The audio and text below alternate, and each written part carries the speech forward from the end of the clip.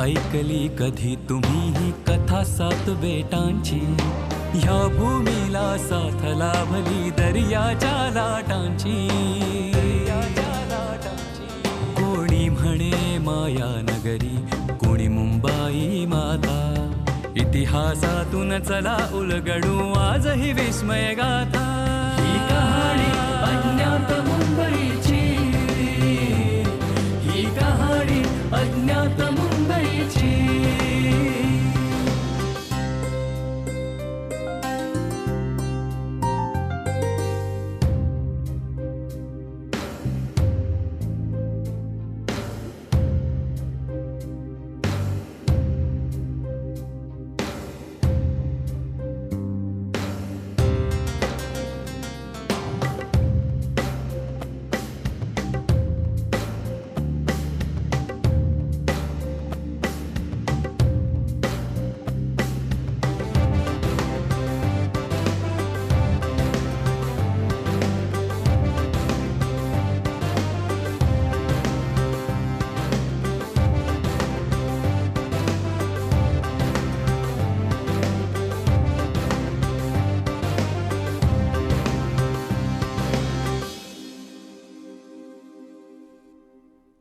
श्रोतेहो नमस्कार. प्रसारित करत आहोत अज्ञात मुंबई या पुस्तकाचं क्रमशः वाचन. लेखक नितीन साळुंखे, वाचक अक्षय शिंपी आणि नेहा कुलकर्णी, संकल्पना शैलेश माळोदे आणि सादरकर्त्या ज्योत्स्ना केतकर.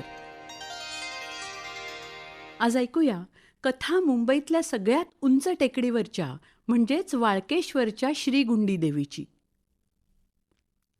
वाळकेश्वरच्या टेकडीवर आहे ती मलबार हिल, भौगोलिकदृष्ट्या मुंबईतली सर्वात उंच टेकडी. मुख्यमंत्री, मंत्री, बडे सरकारी अधिकारी आणि प्रभावशाली लोकांच्या निवासस्थानाचा हा विभाग. पण वाळकेश्वर म्हटलं की डोळ्यासमोर येतं ते महाराष्ट्राच्या राज्यपालांचं अधिकृत निवासस्थान राजभवन. नुकतंच त्याचं नामकरण लोकभवन असं झालंय. आज मुंबईच्या आर्थिक, सामाजिक आणि राजकीय क्षेत्रावर जबरदस्त प्रभाव असलेलं वाळकेश्वर कोणे एकेकाळी मात्र तीर्थक्षेत्र म्हणून ओळखलं जात असे. वाघासारख्या हिंस्त्र श्वापदांचा वावर असलेली, घनदाट अरण्याने व्यापलेली ही टेकडी ऋषीमुनींचं तपश्चर्येचं आवडतं स्थान होते. त्या काळी इथं जाणंही सोपं नव्हतं. या टेकडीवर असलेल्या देवांच्या उत्सव सणांनाच काय ते इकडे थोडीशी वर्दळ असे. एरवी हे एक शांत घनदाट अरण्याचं निर्जन म्हणावं असं स्थान होतं. वाळकेश्वरचे इतिहासातलं नाव वालुकेश्वर.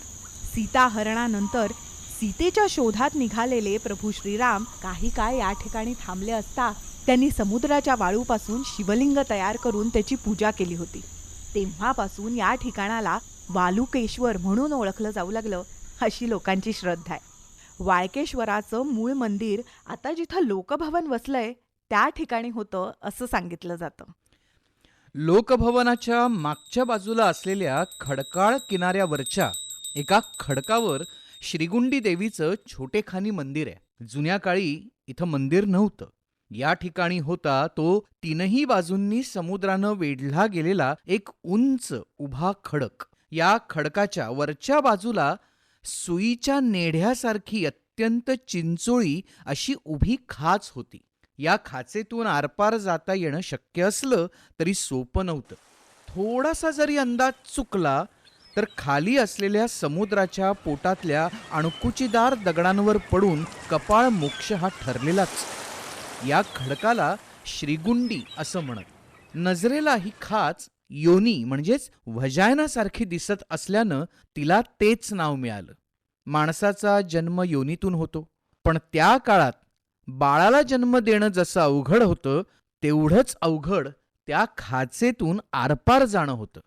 म्हणूनच त्या खाचेतून सही सलामत आरपार जाणाऱ्याची पापमुक्ती होऊन त्याचा नवा जन्म होतो ही कल्पना रुळली होती. पापातून मुक्त होण्याचा हा शॉर्टकट लगेचच लोकप्रिय झाला. पापमुक्ती देणाऱ्या या खडकाची ख्याती सर्वदूर पसरली. देशभरातले अनेक श्रद्धाळू इथं येऊ लागले असं जुन्या पुस्तकात नोंदवलेलं आढळतं. पापमुक्त करणारा श्रीगुंडीचा खडकच पुढल्या काळात छत्रपती शिवाजी महाराज आणि राघोबादादा पेशवे यांच्याशीही जोडला गेला. अफझुल खानाच्या वधानंतर छत्रपती या ठिकाणी येऊन गेल्याची कथा सांगितली जाते. परदेश गमन हे पातक समजलं जाण्याच्या काळात राघोबादादांनी युरोपात त्यांचे 2 वकील पाठवले होते. त्या पापातून मुक्ती मिळवण्यासाठी राघोबादादा श्रीगुंडीच्या खाचेतून आरपार गेल्याची कथाही सांगितली जाते. राघोबादादांच्या पापमुक्तीच्या कथेचा संबंध नारायणरावांच्या खुनाशीही जोडला जात होता. सन 1776 साली जेव्हा राघोबा दादांनी इंग्रजांकडे आश्रय घेतला तेव्हा त्यांचा मुक्काम गव्हर्नमेंट हाऊसमध्ये होता ही माहिती उपलब्ध आहे. पण त्यांनी या खडकाच्या आधारे पापमुक्ती करून घेतली ही मात्र आख्यायिकाच म्हणावी लागेल. तेच छत्रपती शिवाजी महाराजांच्या बाबतीतही म्हणता येईल. ब्रिटिश पूर्व काळात मुंबईवर झालेल्या परकीयांच्या आक्रमणात मुंबईतील अनेक देवालयांप्रमाणेच वाळकेश्वर देवालय आणि त्याच्या शेजारीच असणारं श्रीगुंडी श्रद्धास्थानही उद्ध्वस्त झालं असावं. तसं असेल तर सन 1630 ते 1680 दरम्यानचे छत्रपती शिवाजी महाराज आणि 18व्या शतकातले राघोबा दादा यांनी श्रीगुंडीच्या पापमुक्ती करण्याच्या शक्तीचा अनुभव घेतला या कथा केवळ आख्यायिकाच ठरवाव्या लागतील. एखाद्या श्रद्धास्थानाशी थोर लोकांचा संबंध जोडला तर आख्यायिकांना बळकटी मिळते. या शहाणपणातून नंतरच्या काळात या कथा रचल्या गेल्या असाव्यात. उद्ध्वस्त झालेल्या श्रीगुंडीच्या खडकाच्या जागेवर नंतरच्या काळात देवीचं देऊळ बांधण्यात आलं. 2015 सालात या देवळाचं नूतनीकरण करण्यात आलं. या देवीला श्रीगुंडीबरोबरच सकलाई, सागरमाता असंही म्हटलं जातं. या देवीची पूजा मुख्यतः कोळी समाज करतो. तिची वार्षिक जत्रा गुरुपौर्णिमेनंतर लगेचच येणाऱ्या पहिल्या मंगळवारी साजरी होते. पूर्वी मुंबईबरोबरच दूरच्या गावांमधून कोळी लोक बोटीतून जत्रेच्या दिवशी देवीच्या दर्शनाला येत असत. नंतरच्या काळात मात्र सुरक्षेच्या कारणास्तव समुद्रातून कोळी लोकांचं येणं बंद करण्यात आलं. देवीच्या शेजारच्या म्हसोबाला बळी अर्पण करण्याची पूर्वी असलेली प्रथाही आता बंद करण्यात आली आहे. जत्रेच्या दिवशी 3 बत्ती चौकापासून ते श्रीगुंडी देवीच्या देवळापर्यंत जत्रेला आलेल्या लोकांची प्रचंड गर्दी असते. सकाळीच सुरू झालेली ही एका दिवसाची जत्रा रात्री उशिरा संपते. उर्वरित 364 दिवस या देवीची पूजा अर्चा लोकभवनचे सुरक्षा रक्षक आणि विविध विभागातले कर्मचारी करत असतात. लोकभवनच्या मुख्य प्रवेशद्वारातून आत गेल्यावर काही अंतर चालून गेल्यावर डावीकडे समुद्राच्या दिशेने उतरत जाणारा रस्ता दिसतो. घनदाट झाडांनी व्यापलेल्या या अत्यंत नयनरम्य रस्त्याने चालताना मोरासारखे पक्षीही सहज नजरेस पडतात.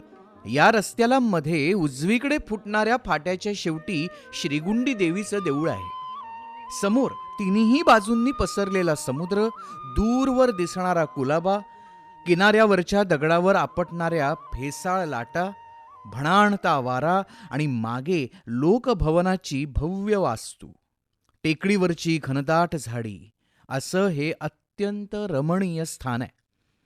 अतिसंवेदनशील असलेल्या लोकभवनच्या परिसरात एरवी जाता येत नाही, पण देवीच्या वार्षिक जत्रेच्या दिवशी या पवित्र आणि रमणीय स्थळाचं दर्शन कुणालाही घेता येतं. हा होता अज्ञात मुंबई या पुस्तकाच्या क्रमशः वाचनाचा आजचा भाग. लेखक नितीन साळुंखे, वाचक अक्षय शिंपी आणि नेहा कुलकर्णी.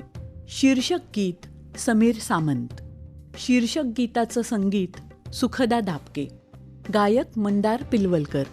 ध्वनिप्रभाव परीक्षित भातखंडे. निर्मिती सहाय्य रोहिणी पाटील आणि क्षितिजा सहकारी. संकल्पना शैलेश माळोदे आणि सादरकर्त्या ज्योत्स्ना केतकर. पुन्हा भेटूया उद्याच्या भागात. नमस्कार. गाव अन नगर शहर ते महानगर बनताना कधी कुणी यन कधी कुणी कसे कष्टले ही मुंबई घडताना. चला पाहूया काही खुणाच्या कथा सांगतील आता. इतिहासातून चला उलगडू आजही विस्मय गाथा. ही कहाणी